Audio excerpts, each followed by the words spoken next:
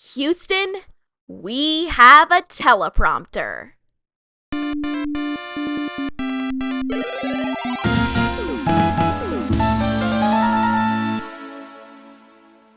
If there is one thing I love as much as I love video games and fashion, it's outer space. Specifically, the planets of our solar system. It's been a topic I've been fascinated by since I was a little kid, to the point where, had I not decided to go into video game design when I was in my late teens, I'd probably have majored in planetary science and be working at NASA by now. This lifelong fascination started, or at least kicked into high gear, when I was 6 and my mom bought Planet Heroes action figures for my brother and I. For those unaware, Planet Heroes was a late 2000s toy line by Fisher-Price that was designed to educate kids about the solar system using cool, superpowered aliens. And because it opened this door for me, Planet Heroes still holds a very, very special place in my heart, even 16 years after its discontinuation. To this day, I'm still incredibly saddened that most of its now-defunct official website wasn't archived. And because I love the planet so much, for most of my life, I've grown fascinated with anything in pop culture that has to do with the planets in some way. It's why I got into astrology, though nowadays I tend to hold astrology at arm's length to prevent myself from becoming one of those astrology girls. It's why I got into Gustav Holst's The Planets Orchestral Suite. In fact, the background music I'm playing right now is from The Planets, and judging by my username, you can probably guess which movement I chose. It's why I got into Sailor Moon, to the point where I dressed up as Usagi last Halloween, and it's why I got into Mega Man 5 on the Game Boy and its bosses, the Stardroids. Mega Man 5 on Game Boy is a game that had no right to be as good as it was. It's a third-party Game Boy game made for a console-oriented franchise, and yet it has a compelling story, awesome characters, a few shakeups to the Mega Man formula, and a unique aesthetic. It's the designer clothing found at a thrift store of the Game Boy's library. It's like Ninakuchi Engineering knew it was going to be their last Mega Man Game Boy game, so they just pulled out all the stops and made it a space opera, complete with Star Wars references. And my absolute favorite thing about this game is the extraterrestrial rogues gallery this game introduced, the Stardroids. This was the first time that a Mega Man game had dealt with any sort of otherworldly threat. Unaffected by earthly weapons, they are fierce fighters, more dangerous than Wily himself.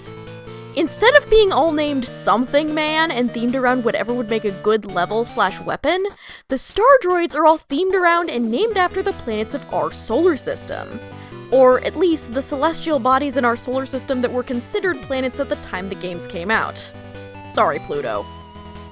And because I love the planets and I love Mega Man, I thought that making a video where I analyzed how each Stardroid represents their real-world namesake, both astronomically and culturally, would be, pardon the pun, out of this world. And because this video is based around outer space, my outfit today is based around the female astronauts of the early 80s, especially Sally Ride, astrophysicist, NASA astronaut, first American woman in space, fierce advocate for science education, especially for girls, sapphic icon, and the owner of an impressive head of 80s hair.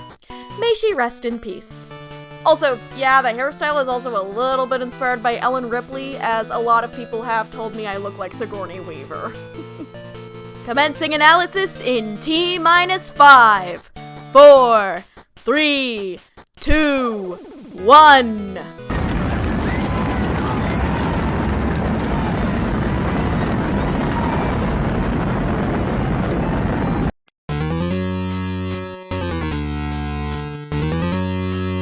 Let's begin the way the game itself begins, with Terra. Terra is based on the planet Earth, and as someone who, lives there, I'd say I'm a pretty good judge of how accurately he represents it.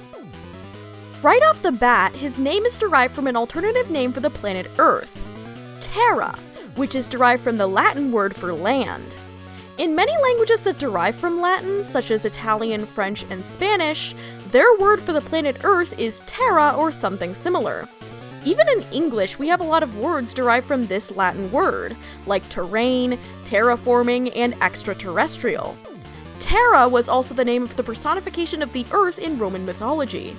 Her Greek equivalent was Gaia, of Captain Planet fame, and she was the inspiration for the modern idea of Mother Nature.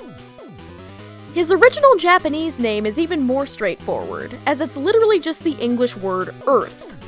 I guess it sounded way cooler to their ears because the Japanese call the planet we live on Chikyu, but when it reached the English translation team, they changed it to Latin to retain that exotic feel. Appearance-wise, his color scheme is similar to that of the planet Earth itself, albeit a bit more saturated. Blue like the oceans, white like the clouds and the poles, reddish-orange like the soil and the mountains, and green like the vegetation. His big, bushy green hairdo, which I am just now realizing the hairstyle I did for this video totally looks like, also resembles, well, a bush or some other kind of foliage. This is likely in reference to the fact that Earth is the only planet where plants can grow. At least, for now. I've read The Martian. I know it's possible to grow plants on other planets, but we aren't quite there yet in terms of our technology.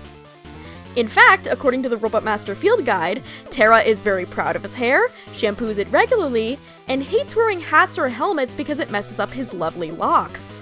If this hair is supposed to represent Earth's plant life, it makes total sense why it would be so prized to him. We love our plants here. They're vital to the survival of all species on this planet. Terra is shown to be the leader of the Stardroids and one of the most powerful beings in the Mega Man universe, as when Mega Man first encounters him, his weapons don't even scratch him. This is likely in reference to how Earth is able to support life that has survived many extinction-level events and evolved into a species that has built massive civilizations, spacefaring machines, and a planet-wide communication network that I'm using to talk to you about Mega Man right now. In fact, this may also be why the Field Guide describes him as tough. The Field Guide also says that he's nervous and has an obsession with cleanliness.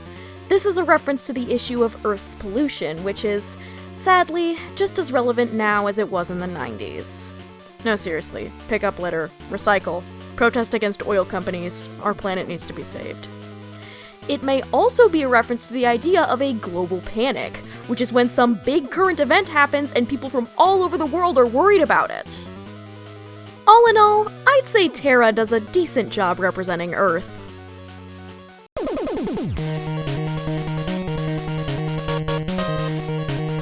Next, let's move on to Mercury, who is named after and based on my favorite planet! To the surprise of absolutely no one. Mercury is able to melt himself into a liquid substance, which could reference how the planet Mercury is often associated with the water element in the East, hence why the Japanese name for the planet Mercury literally means water star, and hence why Sailor Mercury from Sailor Moon can control water and ice. You see, in China and the nations that it influenced, it is believed that there are 5 elements: fire, water, wood, metal, and earth, and they interact with each other in kind of a rock, paper, scissors way. The 5 planets that can be seen without a telescope are associated with these 5 elements over there. Remember this! It will be important. Knowing this gives us another reason why Mercury is weak to Saturn's weapon, the black hole. Aside from the "it's easier to swallow up something that's already in a bunch of little pieces" explanation I came up with for my weakness video. The ancient Chinese associated the planet Saturn with the earth element, and in the 5-element cycle, Earth absorbs water.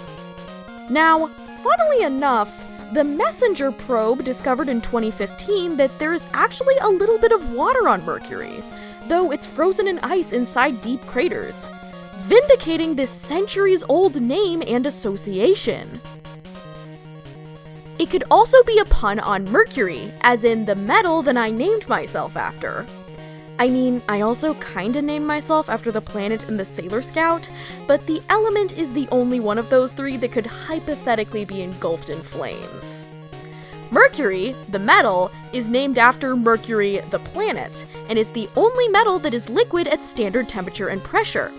His silhouette also looks very similar to the planet Mercury's astronomical symbol, which is also the alchemical symbol for the metal of the same name.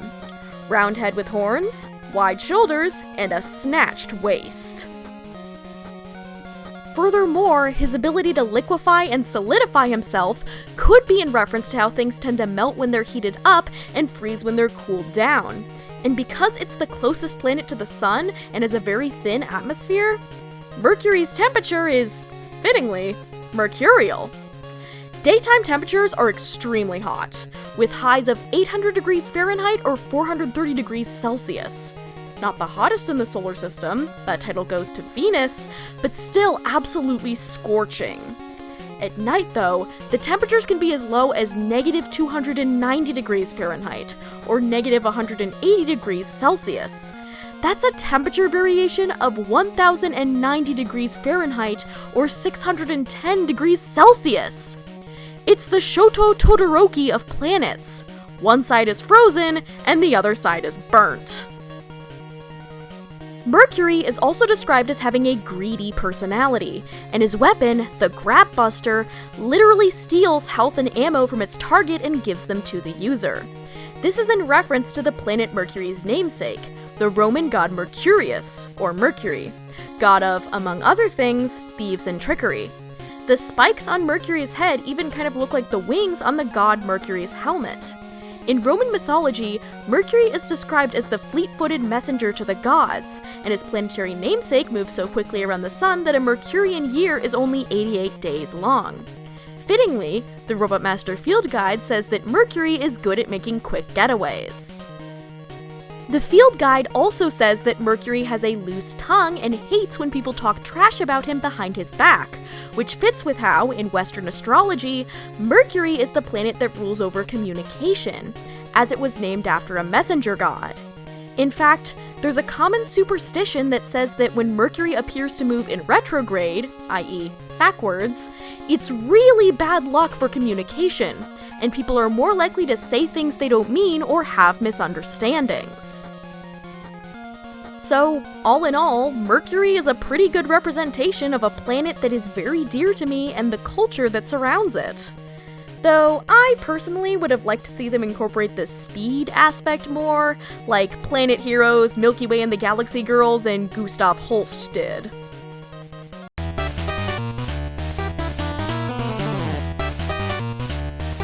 Our next one up is Venus, who is named after and based on the planet Venus. You know, the one Lady Gaga sang about. He's designed to look like a crab, complete with extra limbs and the fact that he walks sideways. This may reference the fact that Venus often intersects with the constellation of Cancer, the crab. Then again, Cancer is a zodiac constellation, which are the only constellations that the planets intersect with. I personally think the crab motif may have been chosen to accentuate his bubble theming, as crabs blow bubbles from their mouths to help them breathe when out of the water. His stage is full of bubbles, his weapon is called the Bubble Bomb, and his quote in the Field Guide is even, "What are you bubbling over?" And the bubble thing is actually derived from the planet Venus's mythological namesake, Venus, the Roman goddess of love, beauty, and prosperity, who was born from bubbles. As the story goes, the god Saturn was fed up with his father being so mean to his siblings, so he took a sickle and cut off a part of his father's body that I can't talk about on YouTube. The severed body part was then thrown into the ocean, making a big splash and causing the water to foam and bubble. And from the foam rose the goddess Venus, fully grown and riding a giant scallop shell, as depicted in the famous Botticelli painting. Now, this bubble theme is kind of ironic, as the planet Venus has no liquid water and would be way too hot for bubbles to form, but to be fair, bubbles are made of air, and Venus has an extremely thick atmosphere, i.e., a lot of air. It's mostly carbon dioxide though, so people can't breathe it. In addition, before probes got a closer look at Venus in the 60s, it was believed that, because it was covered in clouds, Venus was a rainy planet with huge bodies of water or some other liquid, kind of like Camino from Star Wars. Venus's golden yellow coloration may be based on the fact that the sky is yellow on the planet Venus, or it might be based on Venus's Japanese name, which means metal star or gold star.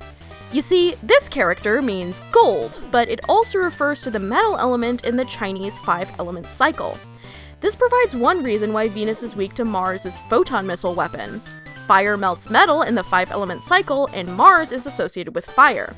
However, there's an alternative reason based in Western mythology that I pointed out in my Mega Man weakness video. Venus is weak to the photon missile because in Roman mythology, the goddess Venus cheated on her husband Vulcan because she found Mars so irresistible. So just as Mars was Venus's weakness in a metaphorical sense, Mars is Venus's weakness in a literal sense. Speaking of the planet Venus's symbology, he once again resembles the planet's astronomical symbol, which was designed to look like a handheld mirror and is also the symbol for female in biology, with a round head and 3 spikes extending out from it that resemble the cross on the bottom. Now, because the planet Venus is named after a goddess and associated with femininity, beauty, and romantic relationships in Western astrology, it does make you wonder why they didn't make Venus a female character. But the likely answer is that they weren't quite comfortable with having Mega Man beat up a lady robot, and it would take them until 2008 to realize that shooting a woman is not the same as smacking her. The field guide describes Venus as aggressive, which is likely a reference to the fact that Venus is an extremely inhospitable planet, with acidic clouds, surface pressure equivalent to being half a mile underwater, lead snow on the mountaintops, and temperatures so hot that, according to Neil deGrasse Tyson, a pizza left outside on Venus would be cooked in 2 seconds. The field guide also says Venus is very concerned with cleanliness and washes his head with shampoo regularly despite not having any hair. This not only ties into the bubble theme of his design, because you can make bubbles with shampoo and running water, but it also references how the planet Venus was named after a goddess of beauty, and shampoo makes your hair look and smell beautiful. Hence why I use it every evening. In astrology, the planet Venus is also associated with comfort, which is how a lot of people feel when they bathe or shower. So, a few stretches, but still pretty connected to his namesake.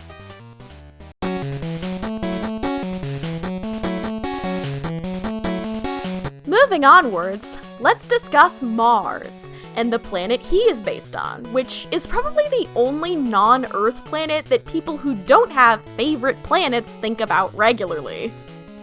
Mars has something of an artillery theme going on, with cannons on his head and arms and a signature weapon called the photon missile.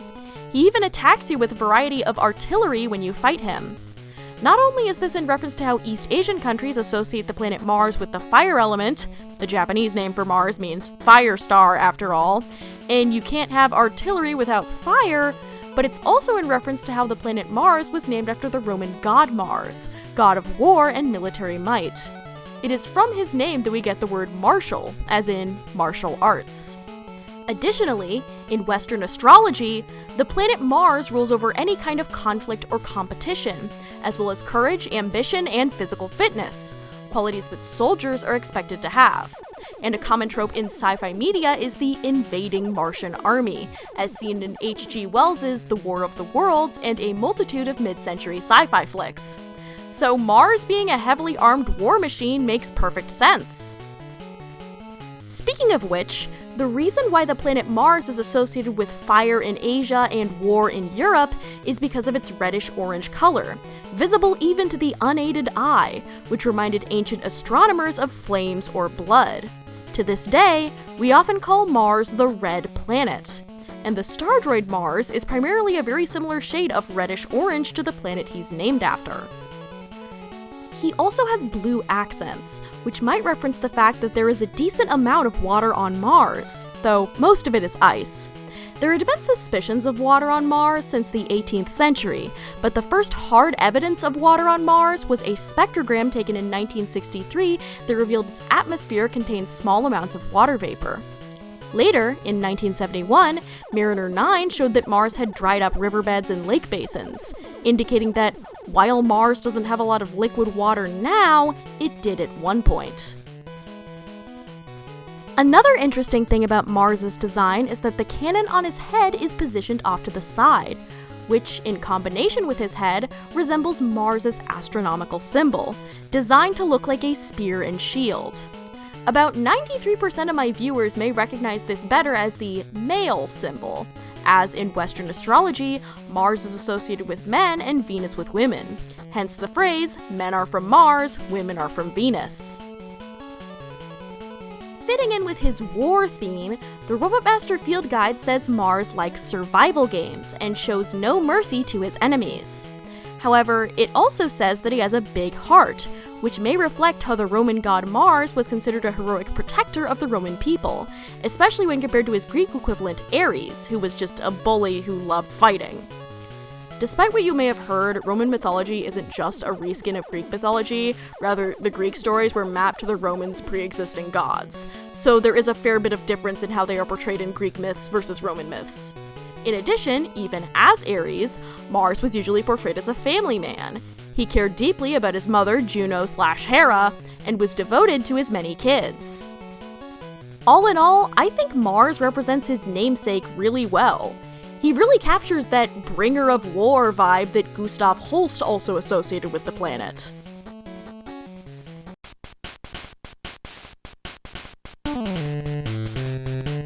Our next Stardroid we'll be discussing is Jupiter. Named after and based on the planet that the vast majority of my subscribers probably recognize as the place where you went to get more stupider.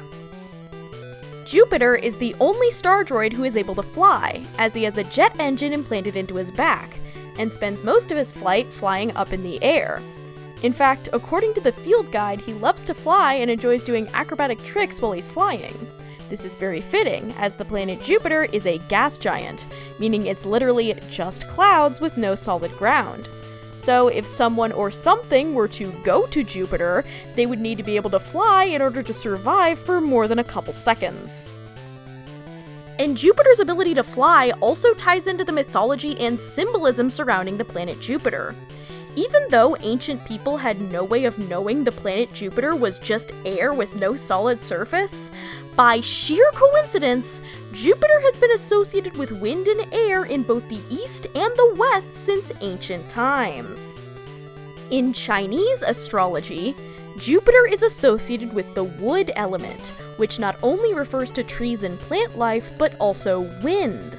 In fact, the Japanese word for the planet Jupiter literally means wood star. This also explains why the Stardroid Jupiter is primarily green in color, even though the planet Jupiter isn't green in the slightest. Green is the color associated with the wood element, so East Asians are more likely to associate Jupiter with the color green. See also Sailor Jupiter from Sailor Moon. This association with the wood element is one possible explanation for why Jupiter is weak to Venus's weapon, the bubble bomb. Venus is associated with the metal element, and in the 5-element cycle, metal chops down wood. On the other side of Eurasia, the ancient Romans named the planet Jupiter after Jupiter, or Jupiter, the king of the gods in Roman mythology. Jupiter was also known as Jovis, or Jove, which is where the exclamation, "By Jove!" comes from, and is also where we get the word Jovian, which means located on or originating from the planet Jupiter. And I'm going to be using that word a lot going forward, so just keep that in mind. Jupiter was the god of the sky and had the ability to control the weather, especially thunder and lightning. His signature weapon was his thunderbolt, which he would throw at people who made him angry. Eagles were considered sacred to Jupiter, and the eagle of Jove was a common symbol in Roman art, especially on military standards. This explains why Jupiter's design is based on that of an eagle, with wings, talons, and a large hooked beak, and why his weapon is the electric shock, a bolt of electricity which he shoots down at you from up above during his fight, like a lightning strike. Now, while it's most likely a reference to the Roman god that the planet Jupiter was named after, the electric shock could also be a reference to how extremely powerful lightning strikes are quite common during Jovian storms, which we've known since Voyager 1 passed by Jupiter in 1979. And another fun fact about Jovian lightning, NASA recently discovered that, due to the hydrogen and ammonia in Jupiter's atmosphere, it's green. This not only makes Jupiter's green color scheme and electric powers even more fitting, it also means that all the adaptations of Sailor Moon that portray Sailor Jupiter's lightning attacks as green were unintentionally scientifically accurate. Continuing the trend set by the previous Stardroids, Jupiter's design also invokes the astronomical symbol for the planet Jupiter, as his head shape is similar to it. And speaking of Jovian symbology, in Western astrology, the planet Jupiter is associated with joy and having fun, which could explain why Jupiter is described as never taking anything seriously. The planet Jupiter is also associated with freedom, exploration, and adventure, which could be why Jupiter loves flying around so much, as flight is associated with freedom and is one of the fastest ways to get from one place to the next. The Robot Master Field Guide also says that Jupiter is a speed maniac and dislikes turbulence, which ties in surprisingly well to what the Jovian atmosphere is like. In real life, pilots often take advantage of Earth's natural jet streams in order to get from place to place faster and without needing as much fuel. And the planet Jupiter has jet streams that are wider, faster, and more powerful than anything on the planet Earth. And in regards to turbulence, you want to know what's one of the most common causes of air turbulence? Bad weather. And is bad weather common on the planet Jupiter? Well, it is home to the largest storm in the solar system, which is bigger than Earth and has been raging without interruption since at least 1831, so yeah, it is. Now, I am not an aeronautical engineer, so if you are one and what I'm about to say is inaccurate, I sincerely apologize, but what I can gather from this is, hypothetically, if one was able to build an aircraft specifically designed for the lower temperatures, higher gravity, and atmospheric composition of the planet Jupiter, and was also able to build some kind of floating platform for it to launch off of, it would be able to use Jupiter's jet streams to go very fast, but the violent Jovian storms would cause a lot of turbulence. I think. Again, I'm not an expert on planes. So I'd say Jupiter is a very good representation of his namesake and its mythology. If only he was bigger, though. Jupiter is the biggest planet is like the first thing anyone learns about it, so I'm surprised they didn't incorporate that in any way into its Stardroid.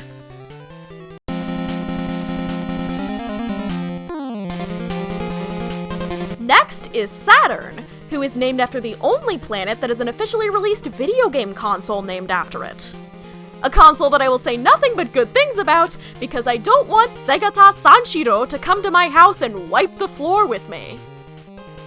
Like most characters made to represent the planet Saturn, Saturn's character design is primarily inspired by his namesake's impressive ring system. This ring system has made Saturn the most iconic non-Earth planet, best illustrated by the fact that it's the only non-Earth planet that has its own emoji. In fact, in battle, he throws his ring at you, and the Robot Master Field Guide says he enjoys hula hooping. However, Saturn's ring isn't just a ring, it's a vessel for his special weapon, the black hole. Now, while there are no black holes in our solar system, a black hole is a particularly extreme example of the effects of a celestial body's gravity. You see, most people, including myself when I was writing my Mega Man weakness explanations, erroneously assume black holes draw things in through some kind of suction, but scientifically speaking, that isn't the case. What black holes actually do is pull. The matter that makes up a black hole is so densely packed that gravity overwhelms all other forces, causing all things close to it, even light itself, to be pulled in. And when something is pulled into a black hole, it is ripped apart atom by atom due to the intense gravitational force. And we see less dramatic examples of intense gravity tearing things apart within our own solar system, especially in regards to the two largest planets, Jupiter and Saturn. Because they're so big, they have strong gravity. Gravity that can easily draw in other celestial objects and either force them into orbit as moons or tear them apart. In fact, while we don't know for sure how Saturn's famous rings formed, a prevailing theory is that one of Saturn's moons got too close to it, and the planet's intense gravity tore it apart into a myriad of pieces, with many of those pieces settling into orbit themselves and forming a ring. So the planet Saturn's most defining feature was formed due to the planet's strong gravity, which the Stardroid Saturn reflects with his ability to create a gravity well inside his ring. In fact, this would also explain the gravity mechanic of his stage.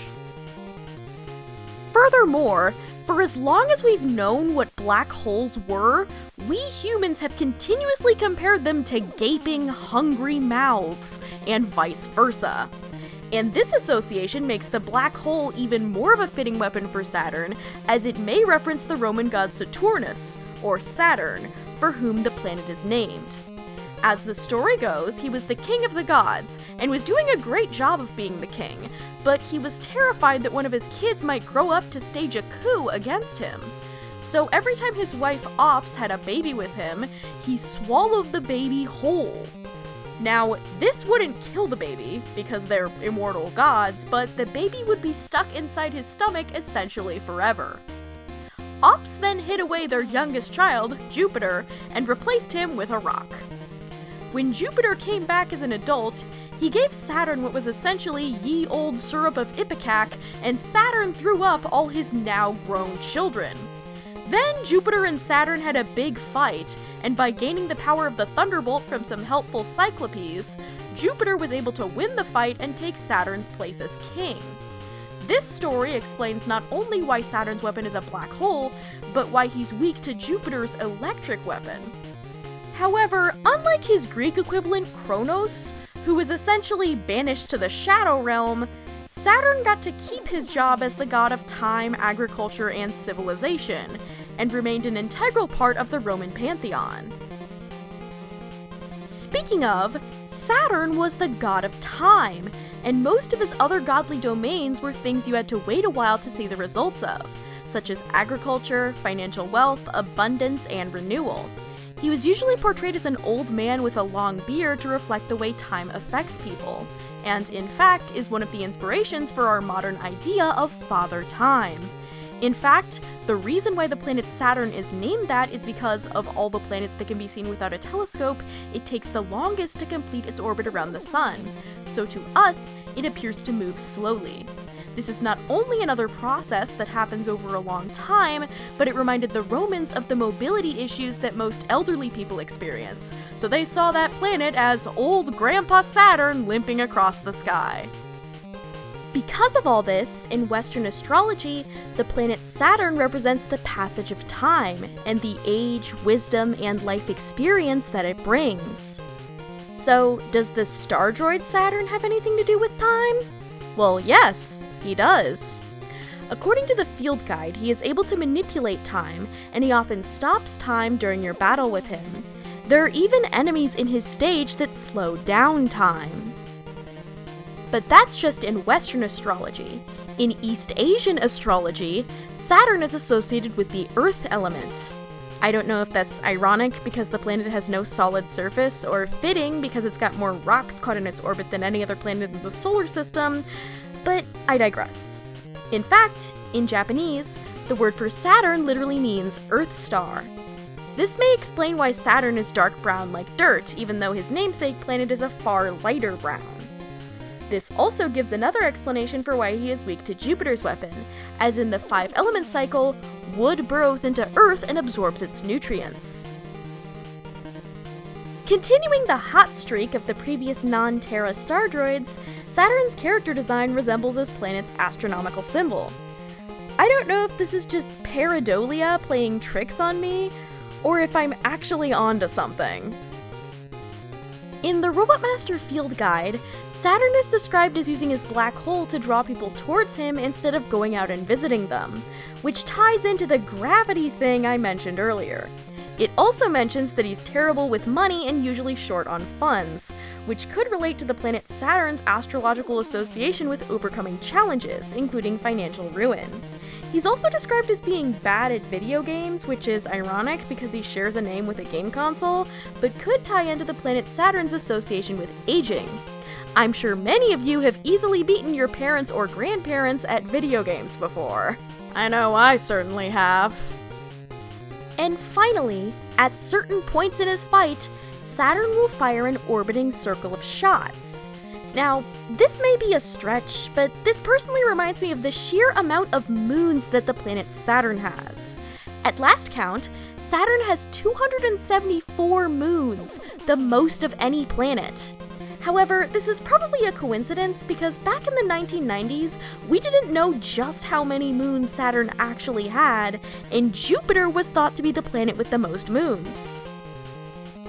All in all, I feel like of all the Stardroids, Saturn does the best job of representing his planet. A great Stardroid for such a gorgeous and fascinating world.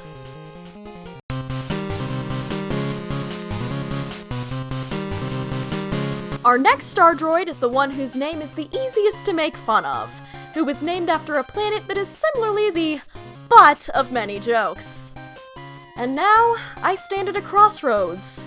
Do I use the pronunciation that scientists use and sound more official, or do I use the general American pronunciation that I and many others find extremely funny to farm engagement? You know what? You only live once. Let's go with Uranus. And I expect to see all your best Uranus jokes in the comments section. Now, the planet Uranus is actually named for a Greek god, in this case, the god of the sky, who was the father of Saturn's Greek equivalent Kronos. In Rome, he was known as Celes. Because of this, the Japanese name for Uranus translates to Sky King Star or Heaven King Star. And while there isn't really much about Uranus as a Stardroid that points towards Uranus in Greek mythology, I did find one thing. According to legend, Uranus buried his uglier children, the Cyclopes and the Hecatoncheires, deep underground, which is what caused his son Kronos to attack him in vengeance for his siblings.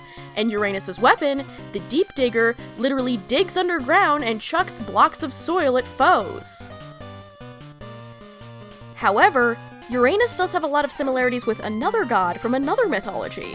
Ta, an Egyptian god who is also a primordial deity considered a ruler of heaven, but is also associated with bulls, and due to his status as a creator deity, is the patron god of architecture and considered the inventor of bricklaying.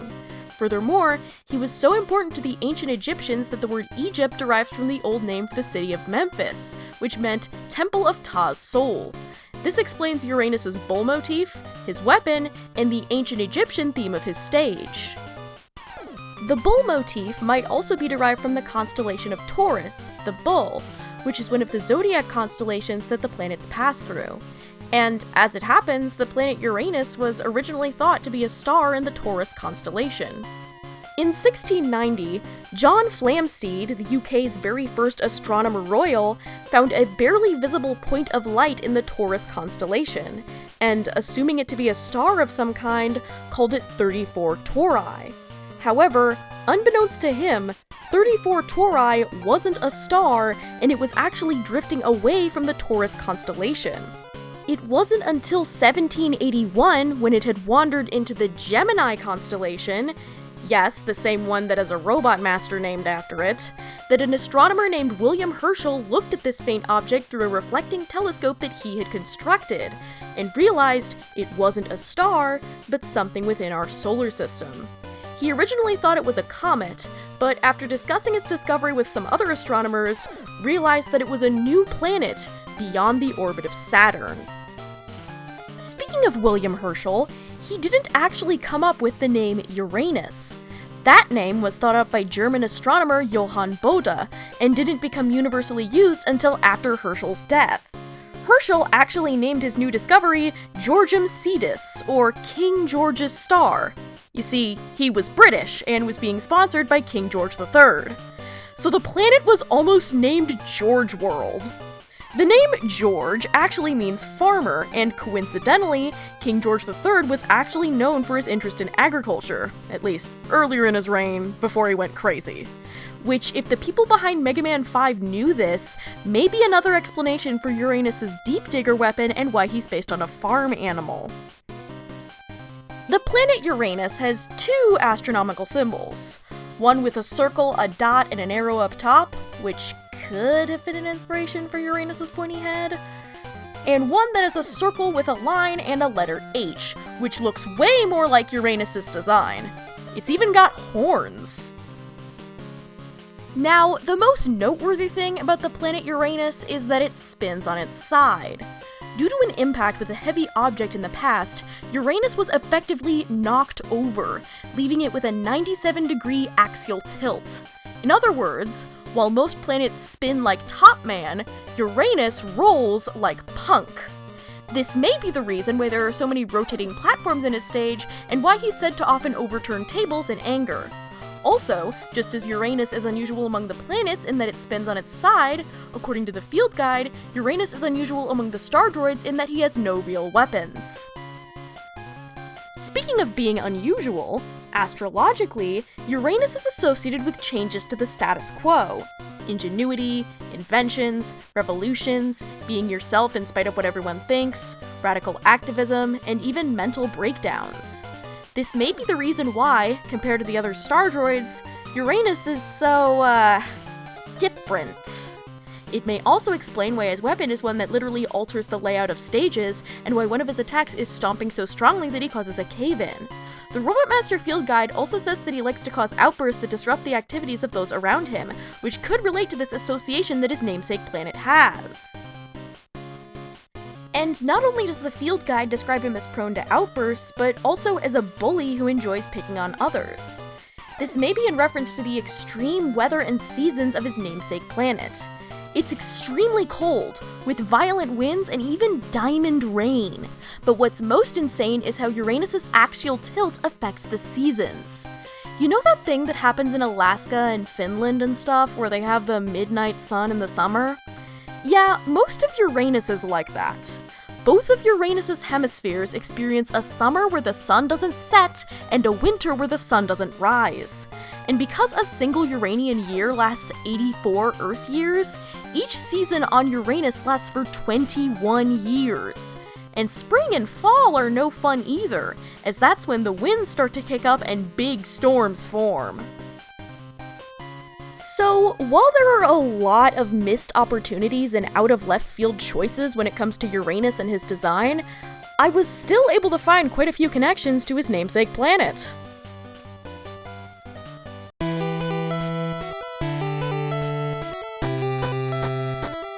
Now, let's do the thing I would do at the drop of a hat when I was a teenager, and talk about Pluto. Now, as we know, Pluto is no longer scientifically considered a planet. The reason why is because it hasn't cleared its orbit of other objects, as its orbit mostly lies within a field of icy objects known as the Kuiper Belt. So, Pluto being a member of the Stardroids is an indication that they were designed pre-2006. Now, as an aside, I grew up at a weird time where Pluto had only been recently reclassified as a dwarf planet, so if you asked a scientist or Wikipedia, they'd say that there are 8 planets, but most schools were using textbooks that were at least a decade out of date and had library books that were just as old. All of our parents had learned that there were 9 planets since they were little kids, and all the big edutainment programs that our teachers would have DVDs of and play for us during class were made prior to 2006, so many of them taught us that Pluto was still a planet. Heck, Planet Heroes still included a character representing Pluto among their titular heroes, and they were released right after Pluto's demotion, so the Pluto is a planet sentiment clearly lingered for quite a bit. As a result, even though I knew Pluto wasn't technically considered a planet, I mentally included it among the planets whenever I thought about the planets, which I did a lot. So, my reaction to lineups of planets that still include Pluto isn't, actually that's outdated and wrong, but rather, oh hey Pluto, nice seeing you here! Pluto's serial number is also before that of Neptune, which is because of a specific astronomical event that happened in the 80s and 90s. You see, Pluto's orbit is a little off-kilter and briefly cuts in front of Neptune. So, from February 7th, 1979 to February 11th, 1999, Neptune was actually the furthest planet from the Sun, not Pluto. Some pieces of media made during this time would still depict Pluto as furthest from the Sun in order to future-proof things, but not this game. So his existence and serial number are both complete time capsules. Now, the planet Pluto is named after the Roman god Pluto, who was the god of the dead and everything found deep underground, including gems and mineral wealth. This is why the Japanese name for Pluto literally means Dark King Star. This may explain the silver, almost crown-like detail on Pluto's head, as well as why his stage is located underground. His disdain towards Mercury and weakness to Mercury's weapon may also tie into the mythology of Pluto, as in Roman mythology, Mercury was one of the only gods who could pass between the realm of the living and the realm of the dead with no ill effects. In regards to astronomical symbols, Pluto actually has two. One that looks like the letters P and L smashed together, and one that is a cross with a curved line attached to the top and a circle above it, representing the god Pluto's two-pronged staff and invisibility helmet. The PL one is used more in astronomy, and the staff and helmet one is used more in astrology. And Pluto looks like both of them. His head looks like the PL symbol when viewed in side profile, and his body looks like the staff and helmet symbol. Speaking of his design, Pluto is covered in white fur, which makes sense when you remember that Pluto is a cold and icy world, and most animals on Earth that have white fur are animals that live in cold environments, like polar bears and Arctic foxes. And on the topic of that fur, Pluto is another Stardroid based on an earthly animal, with a design that evokes felines. At first, this seemed odd to me because if you wanted to base your representative of Pluto on a carnivorous mammal, it would make more mythological and pop cultural sense to go in a more canine direction, especially due to the association of wolves and huskies with the chilly north. But after doing a bit of research, I found out that in astrology, Pluto is exalted in the constellation of Leo, the lion. Note, exaltation is not the same as rulership. Pluto rules over Scorpio. And which zodiac sign Pluto is exalted in is a point of debate among astrologers, but Wikipedia says it's Leo. And the lion is one of the most famous members of the Felidae family, so in that regard, Pluto being cat-like makes sense. Cats are also mostly active at night. I should know, my cat Belladonna tends to meow really loudly when I'm trying to sleep, which befits how the dwarf planet Pluto doesn't get a lot of sunlight and is associated with darkness.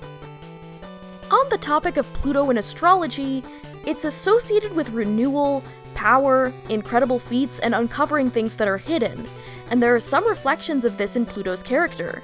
He's a fierce, powerful robot designed for combat, with great reflexes and the ability to easily bounce back from an attack, and whose weapon allows you to discover hidden objects. But then we get to the field guide, and honestly, it's a mess that has little to do with his namesake planet.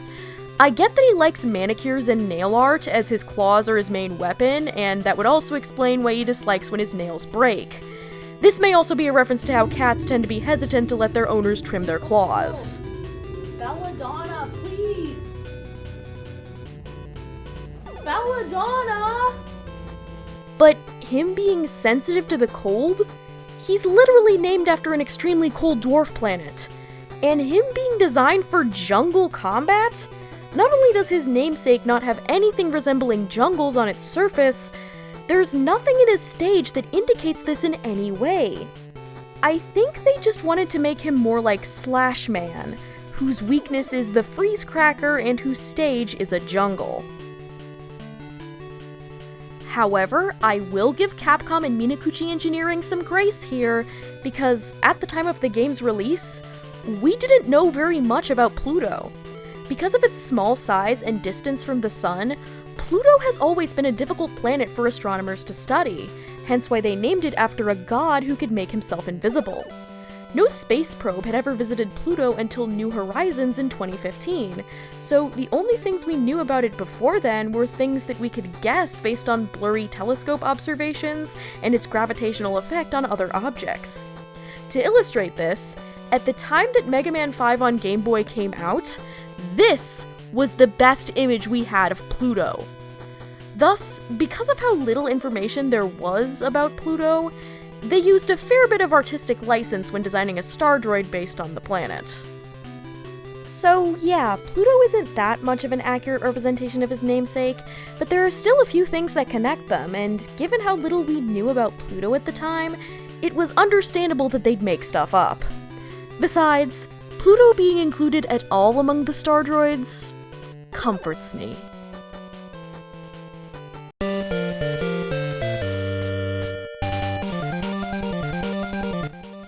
we're in the home stretch, so let's talk about Neptune.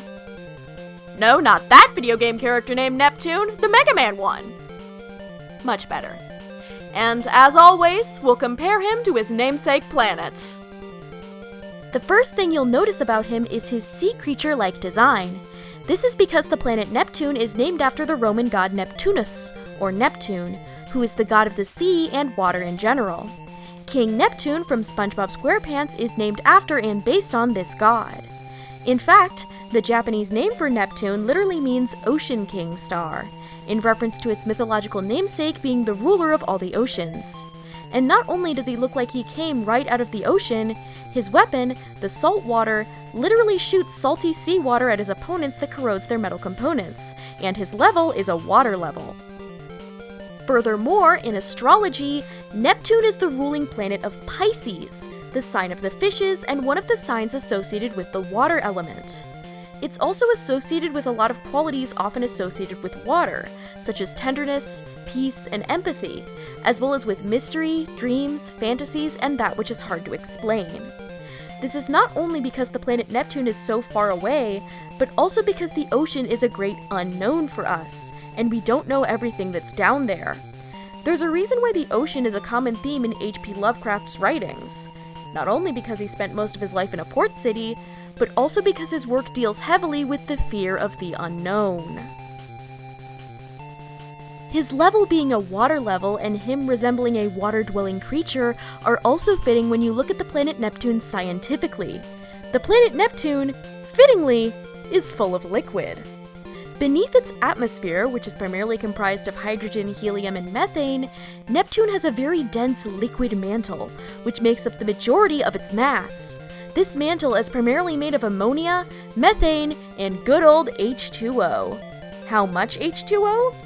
50,000 times the amount that's in the Earth's oceans. So Neptune is even more of a water planet than Earth is. Of course, the water on Neptune is nothing like the water on Earth, as most of it is super ionic ice that's simultaneously both a solid and a liquid, but regardless, Neptune has water. The Robot Master Field Guide continues with this sea theme, as it says that he's a great swimmer, loves bathing in the sea, dislikes fishing, because he gets mistaken for a fish, get it? And is prone to getting athlete's foot, which is a skin condition usually caused by walking around barefoot in damp places. Though, if Neptune gets athlete's foot often, does that mean whatever alien civilization built him gave him human-like skin? Ew. Putting that aside, you'll notice that Neptune has a trident shape on his head. The trident is the god Neptune's signature weapon, and the astronomical symbol for the planet Neptune is designed to look like a trident. In fact, Neptune's head shape kind of looks like the astronomical symbol for Neptune, with a trident shape at the top, a point at the bottom, and his...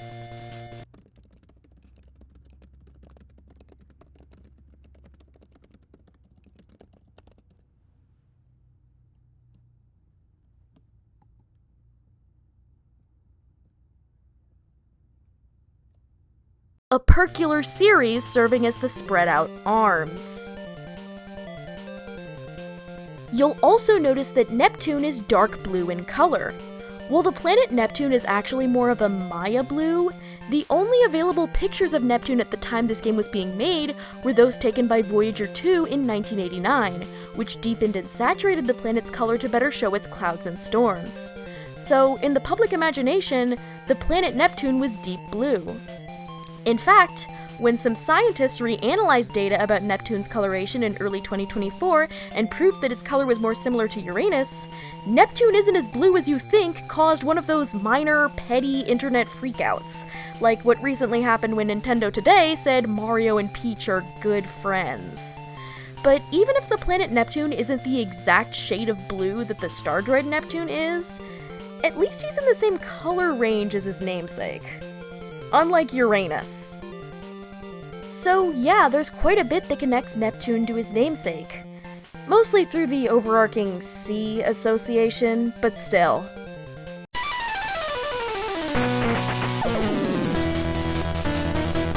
Finally, while he's not technically listed as one of the Stardroids, even though he was made by the same alien civilization that built the Stardroids as an ultimate weapon, we have to talk about Sunstar, the final boss of Mega Man 5 on the Game Boy.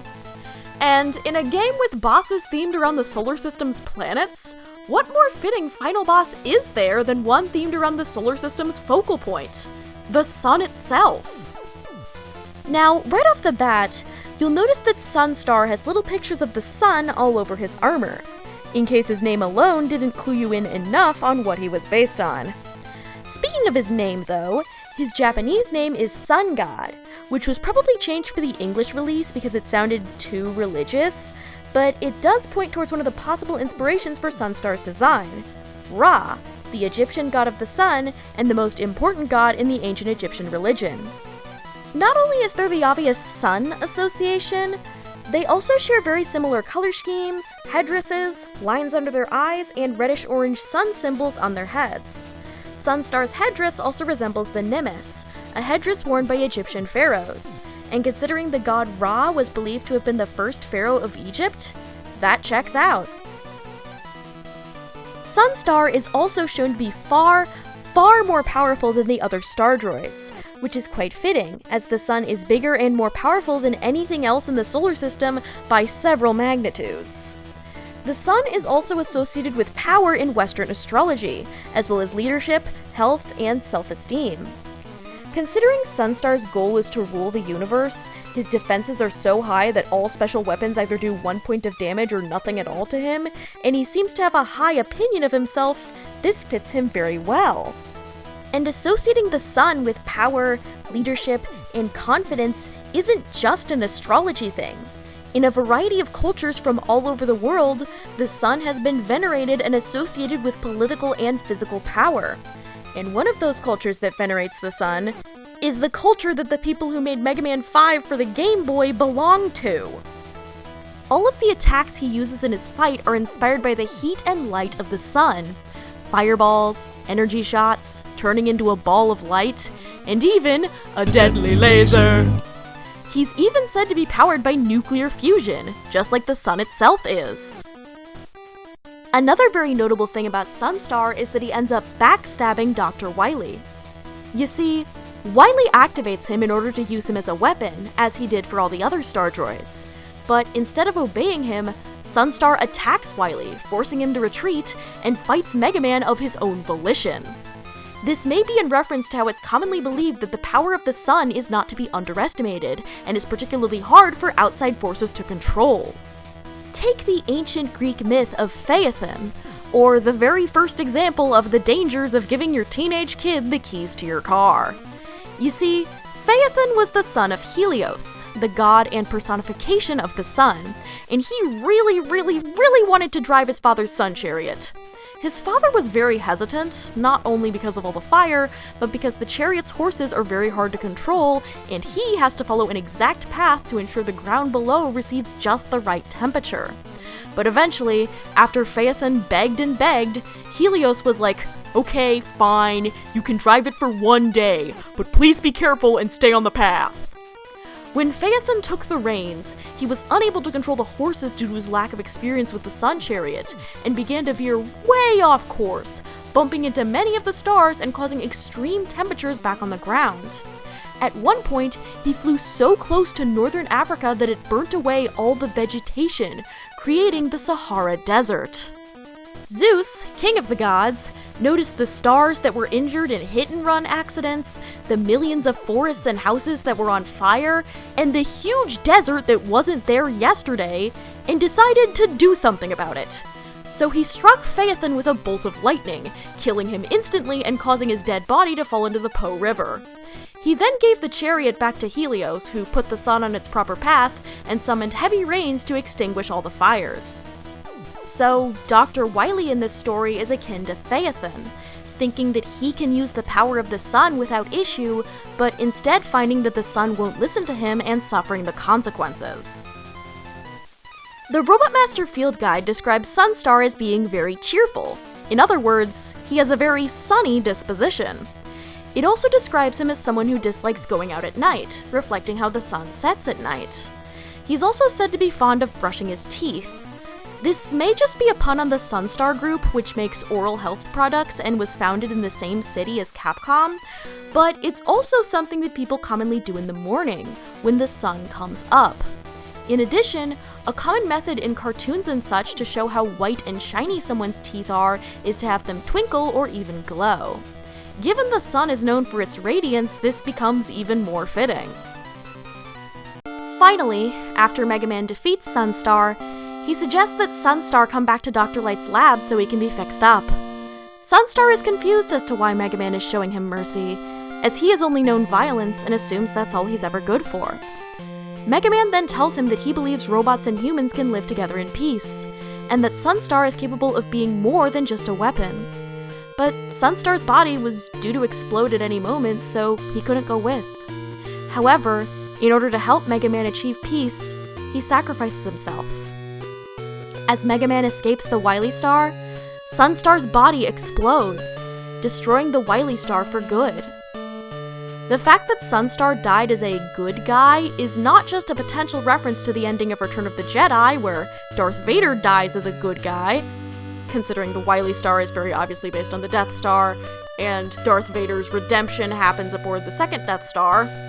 It also reflects how the sun is seen as a symbol of hope, optimism, and new beginnings. Think the song Tomorrow from the musical Annie, which uses a rainy day being followed by a sunny one as a metaphor for how, during bad times, you have to keep going, because things will eventually get better. Think of how Superman, who basically embodies hope and positivity, is said to gain his powers from the sun. And think about how the word dawn, which literally just means sunrise, is often used to mean the beginning of something new. This is more than just a media trope. Sunlight has been proven to increase the brain's release of serotonin, the chemical that makes you feel calm, happy, and hopeful. So, Sunstar clearly reflects the sun in all its aspects. Its power, its veneration, its heat, its light, its difficulty to control, and its ability to inspire hope. And with that, our tour of the Stardroids in the solar system has come to a close. All in all, while there are some more questionable character design choices that have nothing to do with their planet, looking at you, Uranus, every Stardroid was clearly designed to reflect the celestial body they were named after. They're far from the best solar system themed gang of characters I've seen, but they're definitely a good one. At the very least, Mega Man 5 on Game Boy did a much better job at theming their bosses around the planets than Pokemon Diamond and Pearl did. Anyways, if you liked the video, or are just impressed by my astronaut costume and appropriately gravity-defying hair, be sure to like and subscribe, and make sure to support my Patreon if you can! Until next time, stay stylish.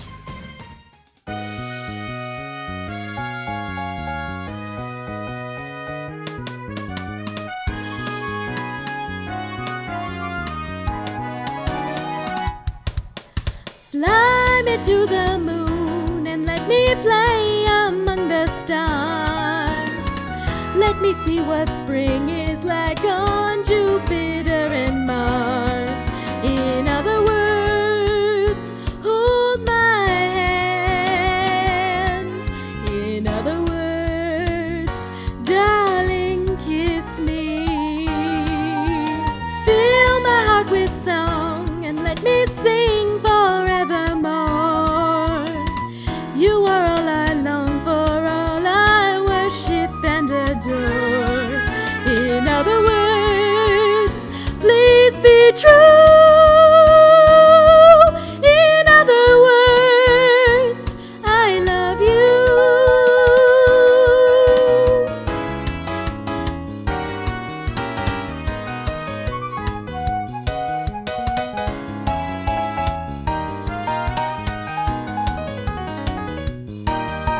Fly me to the moon and let me play among the stars.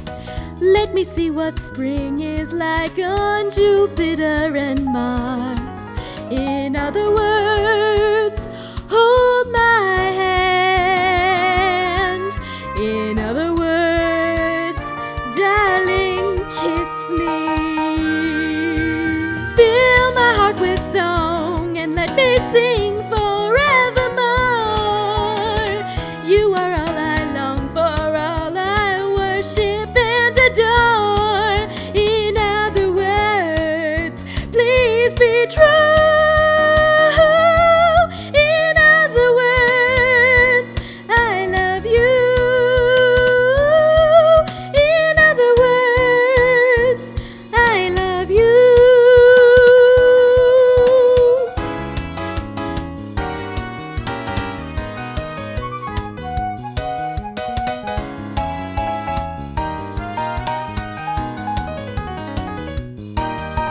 Fly me to the moon and let me play among the stars.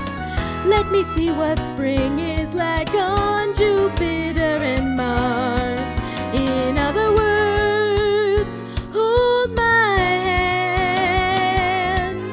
In other words, darling, kiss me. Fill my heart with song and let me sing forevermore. You are all I long for, all I worship and adore. In other words, please be true. In other words, I love you.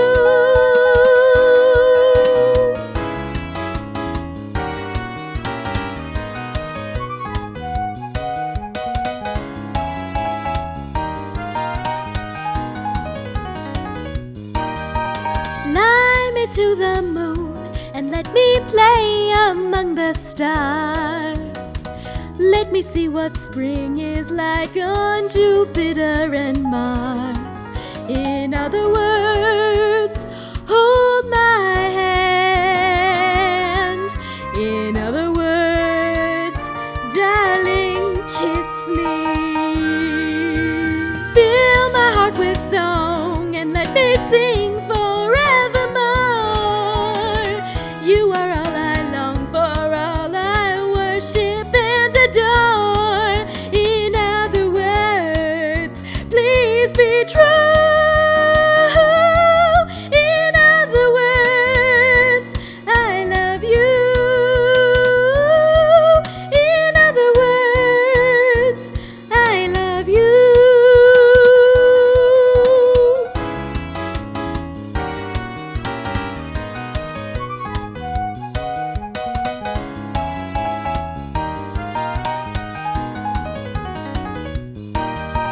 Fly me to the moon and let me play among the stars. Let me see what spring is like on Jupiter and Mars. In other words, hold my hand. In other words, darling, kiss me. Fill my heart with song and let me sing forevermore. You are all I long for, all I worship and adore. In other words, please be true. In other words, I love you.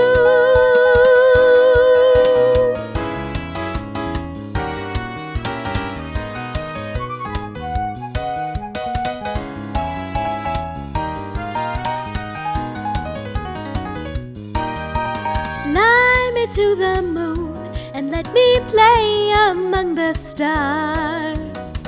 Let me see what spring is like on Jupiter and Mars. In other words, hold my hand. In other words, darling, kiss me. Fill my heart with song and let me sing forevermore. You are all I long for, all I worship and adore. In other words, please be true. In other words, I love you. In other words, I love you.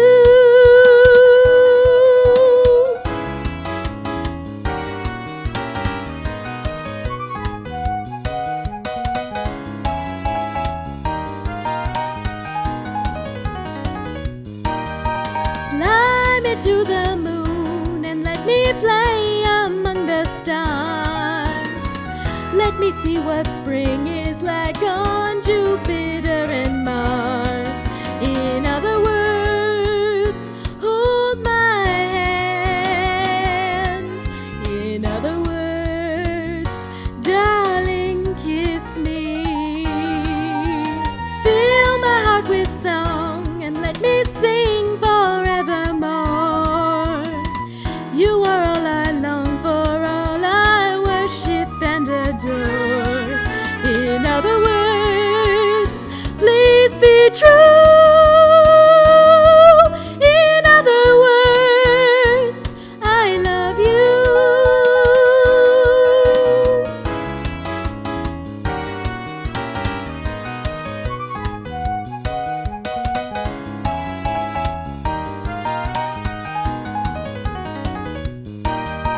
Fly me to the moon and let me play among the stars. Let me see what spring is like on Jupiter and Mars. In other words,